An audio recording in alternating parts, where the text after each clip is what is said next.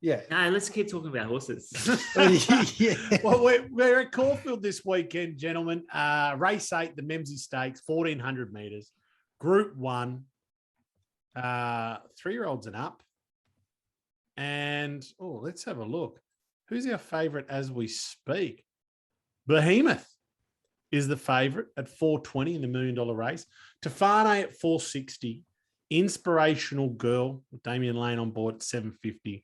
Bo Rosser at 850. The rest at double figure odds. There's a couple of big names in there. Patrick, Sierra Sue, Colette, Red Can Man, 50 stars. Sansom. A lot of horses we've been speaking about in the last couple of weeks. In fact, who wants to kick us off? I'll throw to Blakey in, mate. You're both Okay, I'll kick us off. Go. I'm gonna tip Aegon. Ooh, Kiwi horse. Aegon, the Kiwi horse. $12. I'm just getting up his form, but Trained by Bjorn's dad. I do think that he should have finished much closer in a Doncaster. He's never been beaten fresh. That win fresh last preparation was outstanding. I know he was held up. That was in Sydney, and he beat that horse of Hawksy's. Yeah, the half brother of Woodhead's favourite horse. North Pacific.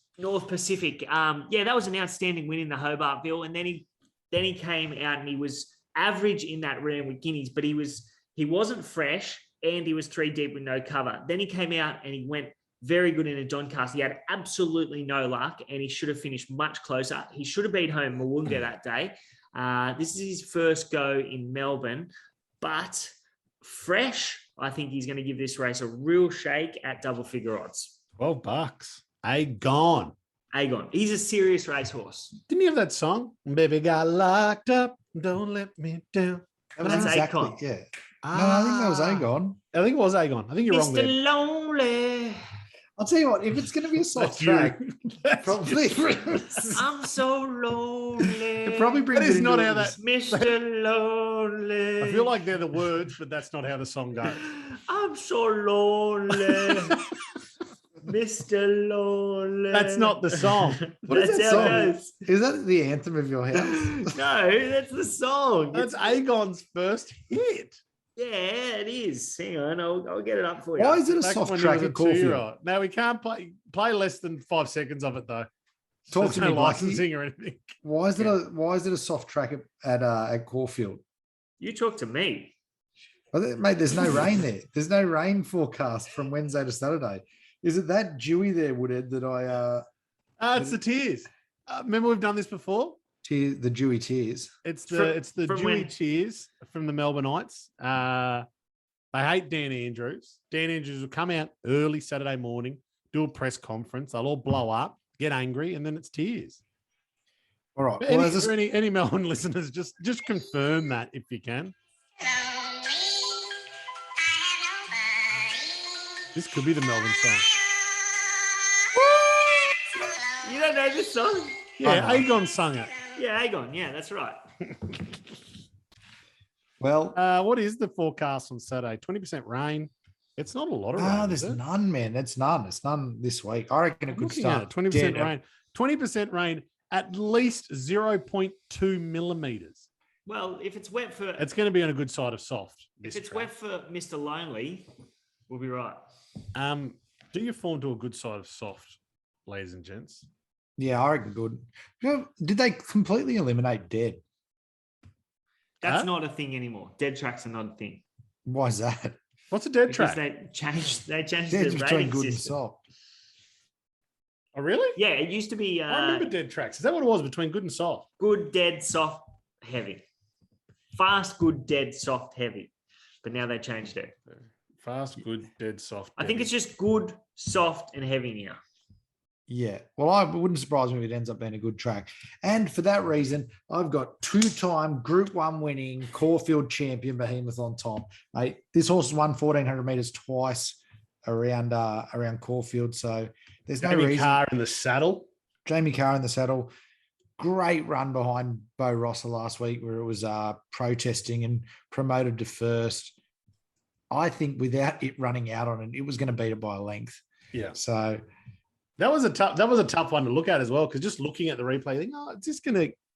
Where's this protest going? And then they did the front on. It's oh, gone mate, out. exactly right. The funniest thing from side on, I was looking like, oh, they're beaten on its merits. And then the front on, I was like, I thought the fuck, exact yeah, same. he was, they could have knocked him down there, but it was quite impressive first up, Behemoth. And the fact that it's record around the track, it's record over the distance, it's record against better horses than this. I think it's quite a weak Memsie looking at the honour roll. Oh, this is just, I was just about to say that. This is half the race the Wink Stakes was. Yeah. This is But probably just looking at the honour roll of past horses that have won it and seeing like, you know, the only horses that would look amongst that list would probably be Behemoth and, you know, to a stretch 50 stars, because it's also won 2.5 million, or even Tefane. But I don't know, Tefane won the Stratty last start with 2.5 kilos or 3 kilos less weight. So I don't think the step up in weight's going to do it any good. I reckon. And you could put an asterisk on Inspirational Girl because she's untapped. She's pretty good. Why though? Like, why? She's had 12 starts and won 9 races. She's never been out of her place. But has she been out of WA? No, that's what I'm saying. Like, she could be a superstar. We don't know yet. Yeah, it's a big spell too. 38 weeks. 38 weeks says to me that there was a problem. There's something in there. They've had her off for 30 weeks before and come back trialled poorly, then ran well in the graduation. But it's in a graduation handicap. It's not. Yeah, but if she was going no good, she wouldn't be in Melbourne. But I understand that. But the form was around Red Can Man, who's in this. He's got plenty of exposed form at 20-1.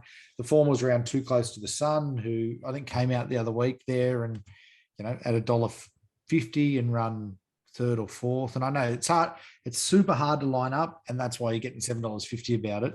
But I think Behemoth is the one that I can't believe it's 420. It has to be starting shorter in this race than 420. I think it's a huge overs at 420.